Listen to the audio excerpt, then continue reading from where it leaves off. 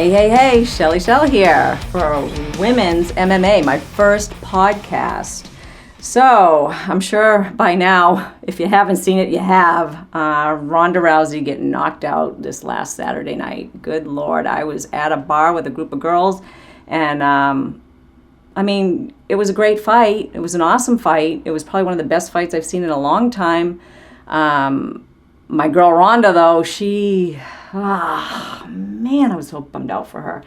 She really didn't perform as well as we had hoped. I thought she'd have a better game plan, way better game plan than she had. I was really disappointed in it. I mean, I know she went in, same old story, kind of went in trying to get the clinch and try to throw the girl down, go for the armbar, all that stuff. But Holly Holm, man, she was prepared. And you got to admire that. I mean, and I know a lot of people really were rooting for her.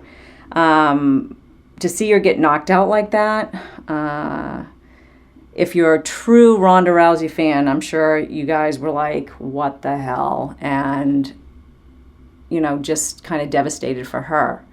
But on the other side, as a women's MMA fan, which I've been, and I'm for all the girls, seeing Holly Holm just, go after it and just take it in such a great fashion was amazing and really an awesome thing to see. And it was funny because I went out, as I said, to a bar with a bunch of girls. I actually invited a lot of people out to go and see it, and I was very excited to go. And we're at the bar, and at the end of the fight, I almost got in a little tiff with one of the girls standing next to me because she was so excited that Holly won, and I was kind of pissed that she won and Ronda lost, but I was, applauding.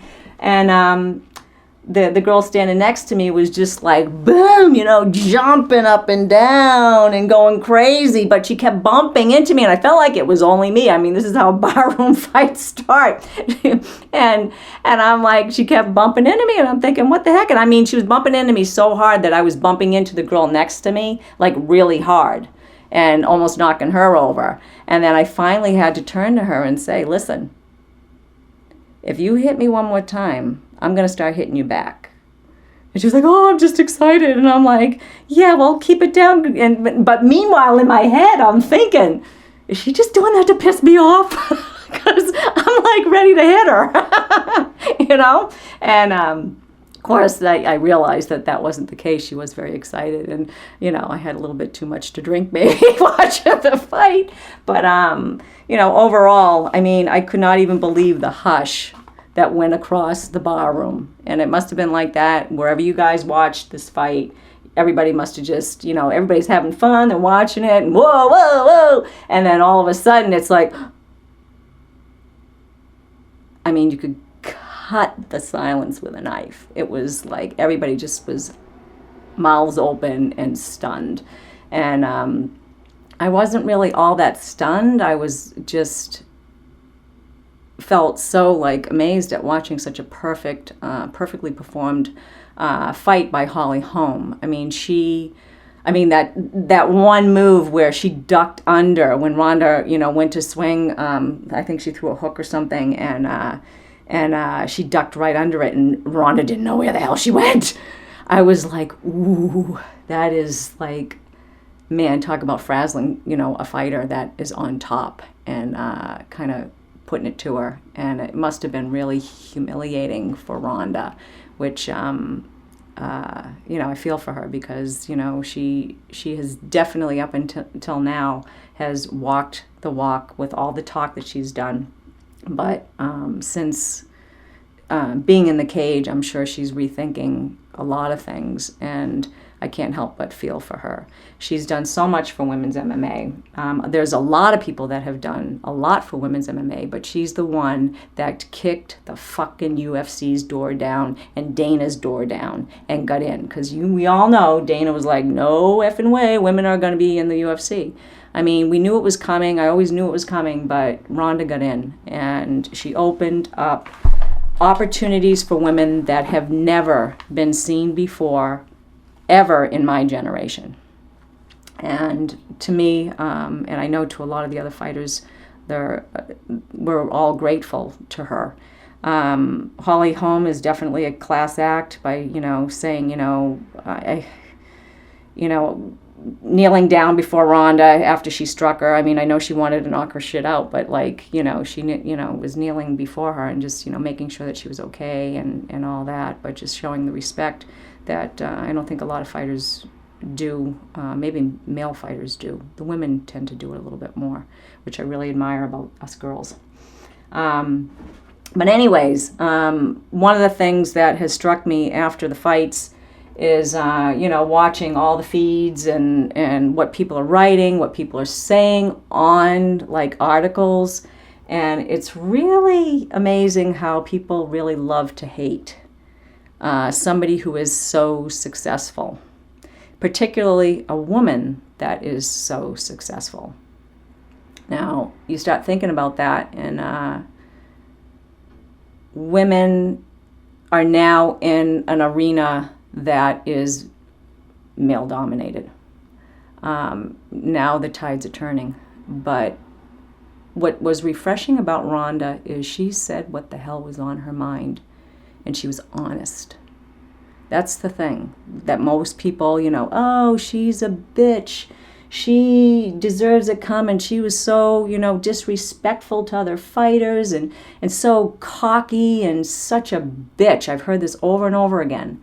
And I'm just like, how many times? I mean, I found her to be very refreshing for a woman to stand up and say her mind, even though people didn't like what they heard.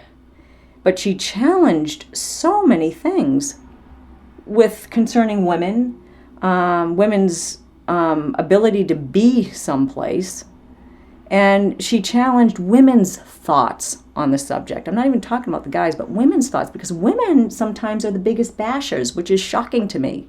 I mean, I get the guys, the guys that bash are usually, they seem to me to be very stupid or really low thinking men, because any of the guys that have any brains or any of the guys that are, somebody or whatever, they get her. And but the women, on the other hand, that hate her and wanted to see her fall. And that was the whole thing. They just wanted to see her fall and wanted to see her humiliated. It amazes me because she's done so much. And on the sideline, she does so much service to others, which nobody's even talked about. When have you seen another fighter, putting up, selling T-shirts for somebody else, to support, battered women, or to support other things that she's interested in, that to help people? And I really don't see, and I know she's making, people are like, well, she knows she's making a lot of money, but here comes a girl that freaking, didn't know when her next dollar was coming. She knows what it's like not to have.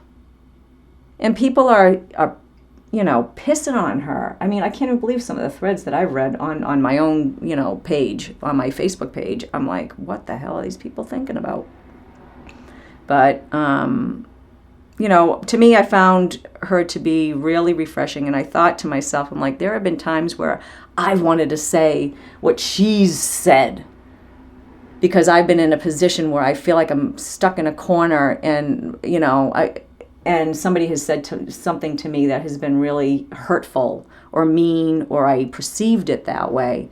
And I just kind of, oh, well, I'm a girl, I'm a lady, and I'm just, ladies don't say that, or girls don't say that, and you wish you did, because then it happens again. She's put it out there where it's not going to happen to her. They say something once to her, they're like, man, I know I'm not going to say that to her again. I'm not going to mess with her. But, especially in a male-dominated sport where she is the focal point and has been the focal point, she has to stay guarded. And she was the first one. She broke through. And she wasn't hiding that she was, that she was, the perfect whatever. She took that persona on. I mean, her rowdy.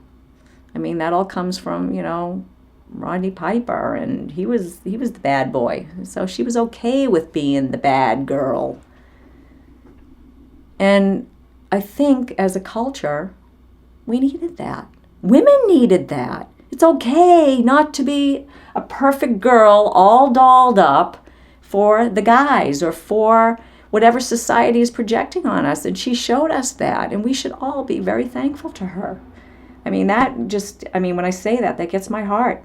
And I know it'll get a lot of other women's hearts because they know what it's like to fight and struggle and to be down. And we could talk about it in, we have racism in our culture, but being a female, we've always been kicked in the teeth. Always. Always. And she set us up to not to be and to be looked at and perceived differently. There's little girls now that are looking up to her, that are dressing up as her. And meanwhile, you have these stupid freaking idiots that are posting this shit. Well, she got her comeuppance. I'm like, seriously? You know what? She wasn't prepared by her trainers, I would think. She was not prepared by her trainers to take on a kickboxer, a boxer. I mean, when you look at the footage, she did all her normal stuff, and Holly I don't know if they trained it or not, but tucking in her elbow so Ronda couldn't separate that from her body. I mean, that was smart. I mean, that was her coach's, probably Greg Jackson. I mean, like, he probably, said, okay, you got to keep things tight. Just like, if you were on the ground, what would you do? You got to, if you're on your back, you got to hold your arms in tight, so they don't get an arm lock or an arm bar. But then, trying to fight a southpaw. She was on the inside of that foot every single freaking time. No wonder she got smacked in the face.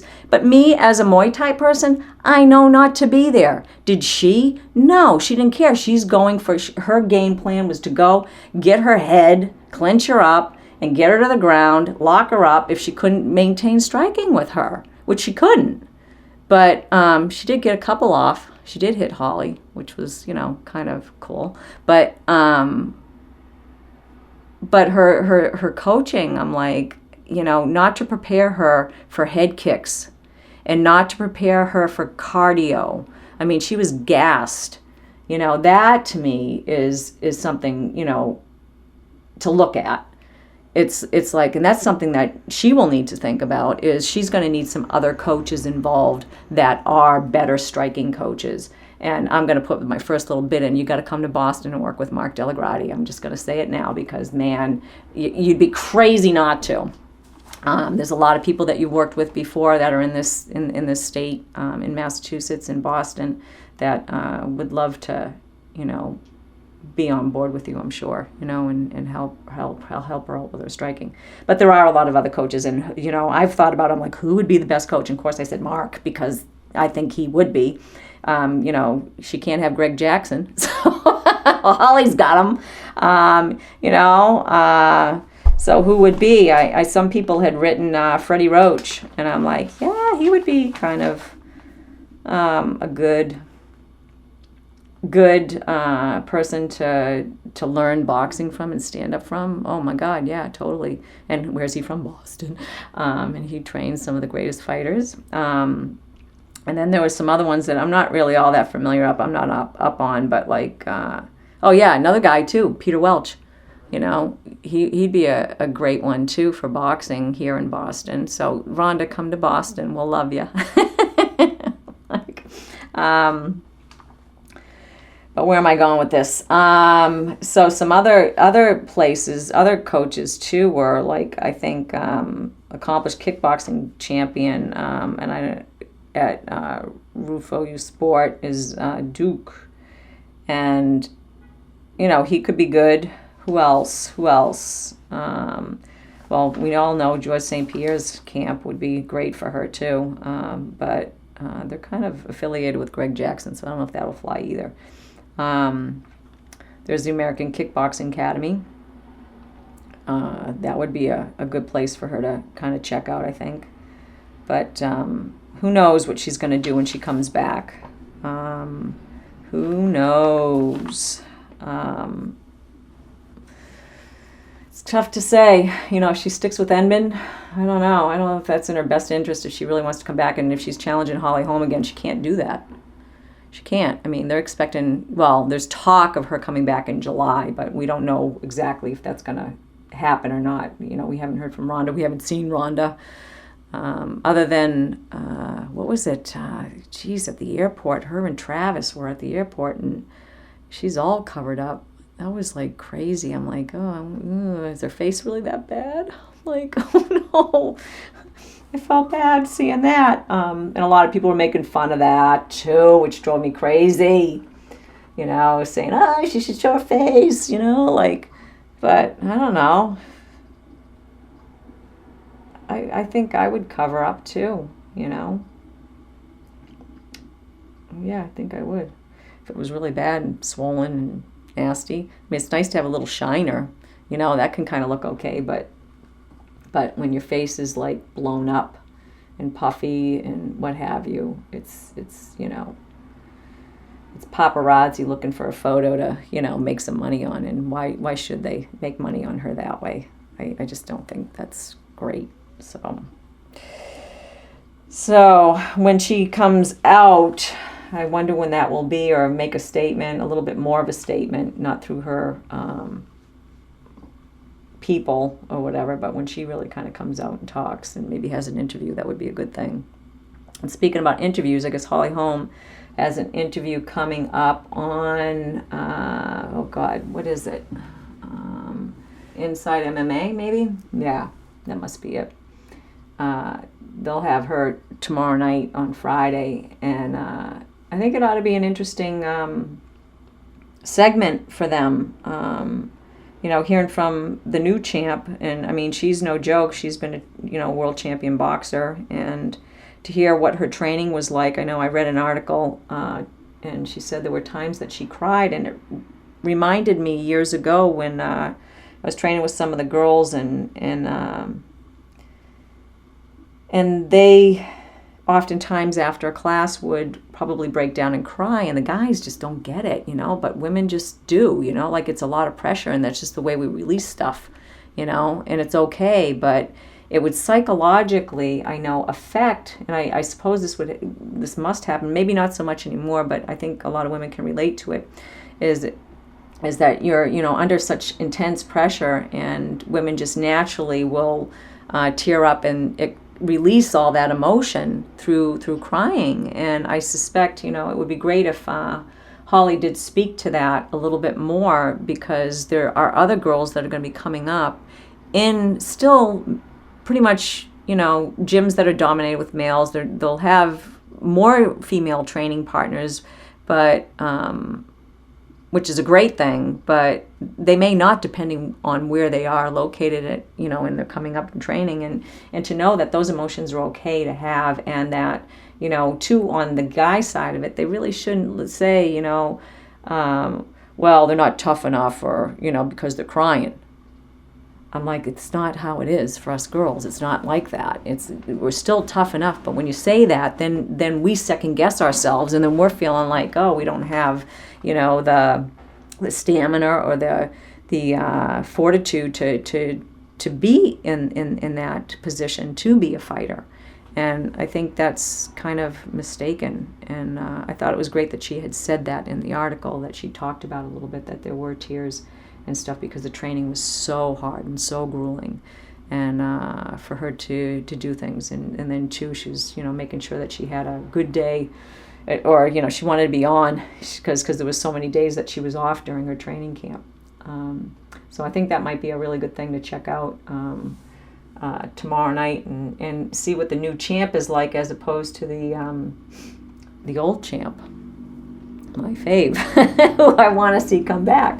Then there was another thing that I tapped into was, you know, people are now like so sided with Holly that, like, if there is a rematch, you know, I think it was like, you know, you could vote, and it was like 96% everybody said, you know, Holly Holm will beat Ronda in the rematch. And I'm in the, like, you know, 20% that said Ronda would beat her, you know, in the return fight, in the rematch. And I'm like, wow, okay. So that was kind of shocking to me that everybody kind of just flipped and turned on Ronda. So I don't know if it's like, jumping from one bandwagon to the other, but it seems like it might be. So what else? What else about those girls? It was cool too. The other fight with Johanna and what's the chick's name? That was a good fight, and I guess Johanna broke her hand, and which I don't know when she did that in the fight. It would be interesting to know, because I got pictures of her, man. But she's one tough cookie, and she's maintaining her. I mean, how great was that to have two women, a main event and co-main event? Crazy. I mean, what sport has ever done that? Can you think of any? I can't. I mean, the only thing I can ever remember is like Billie Jean King fighting. Well, who was that guy who's that guy who's so obnoxious? Bobby Riggs. And this is in the 70s, female against, guy tennis match or whatever. And that was just like all the world was like, holy shit, she beat him. But I mean, when has there been some sort of forum that is pretty much, male, and now you're seeing a card with the UFC, and you got, the first time in history, 2 female fights, main event, co-main event, and they were pretty good fights too. They were actually awesome, and one was probably the highest selling pay-per-view that they ever had, so they're definitely going to have a rematch with that, which is great. So, moving on. Some of you may have seen some stuff, with who's Holly Holm going to fight next. And, well, I'd like to see Cyborg. I mean, that would be great. I know, like, these 2 women were the only 2 women that I thought would be competitive for Ronda Rousey, and I absolutely was right. And now we still have, Cyborg, Christiane, hanging in the wind there. We don't know what's going on with her really, but there's still all those nasty little references to steroids and her being manly and what have you. But then what comes out in not even a week after the fight is Holly Holm's sponsors. It's like, what is up with that? Like, they're known pro hormones, and they have known pro hormones in their products, and they're banned in this country. So it's like, okay, what the heck was her team thinking, having her sign a contract with them when it's so taboo for women? I mean, talk about. I mean, maybe it'll be hushed up or whatever, but I've seen already a couple articles on it. There's some talk on it, and it kind of makes you, and there's been jokes about it already, which kind of nasty, but I don't know. I was actually shocked when I heard that one. I was actually a little bothered by it, because then it made me wonder. I was like, all right, you're being sponsored by somebody and you haven't tried the product? Yeah, right. And I don't want to say that, I don't want to think that, but that's just my cynical side kind of saying, maybe she needed the money, which, and they were offering. I don't know what, she got paid, but I'm thinking, when did she sign with them? That would be my question, is when did she sign with them? Because I know when she was signing for the UFC, she was holding out because she is, a champion boxer. So she held out for a better contract and work something out with, with the UFC. So to me, whoever her management team is, that was a fucking stupid ass thing to sign with that company. I mean, you couldn't do the research there? Hello. That was just dumb, and it makes her look bad. I'd be rethinking them. Oof. You know? Seriously. Sorry, Holly, but man, I would be after that one.